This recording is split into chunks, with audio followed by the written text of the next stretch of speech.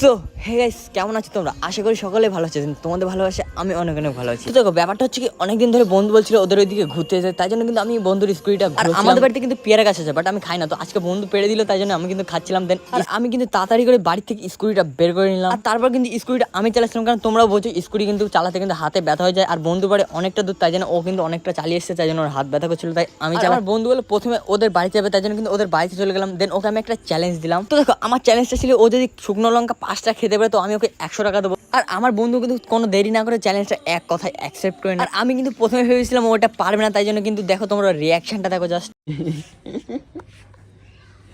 কাকা একটা করে না, একটা করে চাওয়া গিল্লি হবে না, চাওয়া ভালো করে চাওয়া হবে, চাওয়াচ্ছি তো, হ্যাঁ চাওয়া ভালো করে চাওয়া, জিভ দে।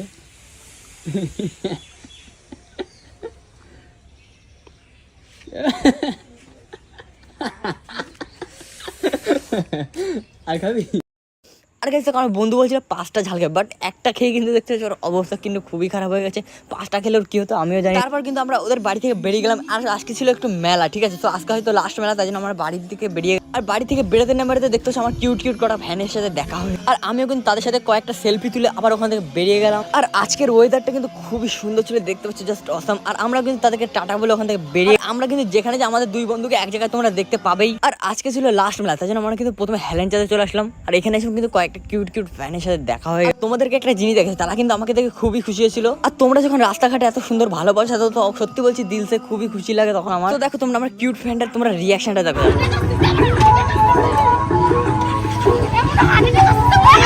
আর তোমরা দেখছো মেলাতে কিন্তু কত সুন্দর সুন্দর কানের আছে, বাট আমার একটা গার্লফ্রেন্ড থাকলে এগুলো আমি কিন্তু তাকে গিফট দিতে পারতাম। বাট দুঃখের বিষয় আমার কিন্তু কোনো গার্লফ্রেন্ড নেই। আর ইউটিউব ফেসবুক কিন্তু অনেক জায়গায় দেখেছি এই ধোয়া বিস্কুট, ঠিক আছে? তো এখানে কিন্তু নাইট্রোজেন দেওয়া হয়, তো এই বিস্কুটটা খাওয়ার কিন্তু আমার অনেক ইচ্ছা ছিল।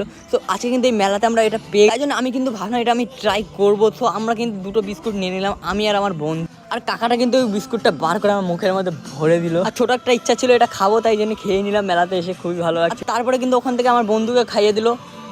আর আমরা কিন্তু তখন হেলেঞ্চা মেলার থেকে বেরিয়ে গেলাম, ঠিক আছে? আর রাস্তাতে যেতে না যেতে আরো কয়েকটা কিউট ফ্যানের সাথে দেখা হয়ে গেল। তো তারা কিন্তু আমাকে জাস্ট দাঁড়াতে বললো, তাই আমি কিন্তু দাঁড়িয়ে গেলাম। দেন তাদের সাথে কয়েকটা ফটো দিলে আমরা কিন্তু আবার বেরিয়ে গেলাম, কারণ আজকে অন্য জায়গায় মেলা আছে। আর গাইস তোমাদেরকে কি বলবো, বানেশ্বরপুরে গিয়ে ভাই কি বলবো, এত ফ্যান ফলোয়ার্স ভাই কি বলবো, খুবই খুশি লাগে। তোমরা যখন এইভাবে ফটো তুলে আসেন আমার খুবই সত্যি বলছি দিল থেকে অনেক খুশি। আর এই সবগুলোই কিন্তু তোমাদের ভালোবাসা। তো থ্যাংক ইউ বলতে চাই আমি তোমাদেরকে মেনলি। তো তোমরা যদি আমার পাশে না থাকো কোনোদিনও এটা সম্ভব হবে না। তো তোমরা এখন আছো আমার পাশে, আদেও কিন্তু তোমরা পরে থেকেও আমার পাশে। তো তোমাদের জন্য কিন্তু আমি ভালো ভালো ভিডিও বানাই, তোমরা ভিডিওটা কিন্তু কন্টিনিউ দেখতে থাকো। लग जाए तेरे मेरे से प्यार को, मन्नतों का तू धागा कोई बांध ले।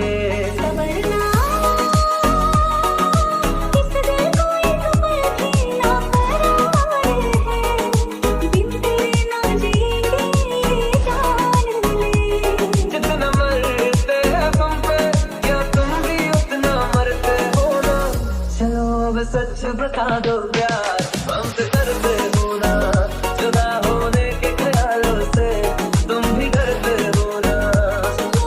सच बता दो प्यार हमसे करते हो ना, जुदा होने के ख्यालों से तुम भी करते हो ना।